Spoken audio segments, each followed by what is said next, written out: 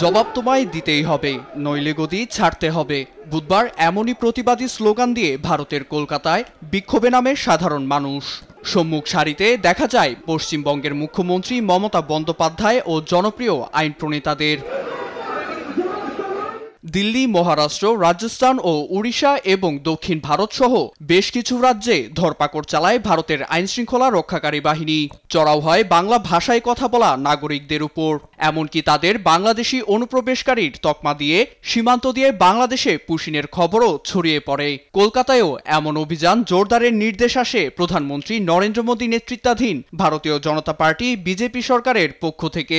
এতে পশ্চিমবঙ্গের সাধারণ মানুষ ও আইন প্রণেতারা রাস্তায় নামতে বাধ্য হয় বলে জানায় ভারতীয় সংবাদ মাধ্যম এএনআই।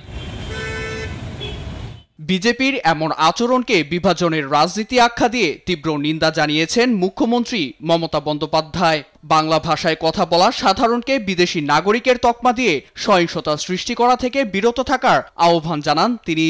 মঞ্চে দাঁড়িয়ে বাংলা, হিন্দি ও ইংরেজি ভাষায় সরকারকে প্রশ্নবিদ্ধ করেন তিনি। পশ্চিমবঙ্গ কি ভারতের অংশ নয়? বাংলা কি ভারতের অংশ নয়? তাহলে বাংলায় কথা বলা নাগরিকদের কেন আটক করে জেলে ভরা হচ্ছে? আমরা এমন অন্যায় মেনে নেব না। মহারাষ্ট্র যখন হিন্দি ভাষাভাষীদের বের করে দেয়, সর্বপ্রথম পশ্চিমবঙ্গ প্রতিবাদ জানিয়েছিল। এবারও দেশের সর্বস্তরের মানুষের পাশে দাঁড়াবো আমরা।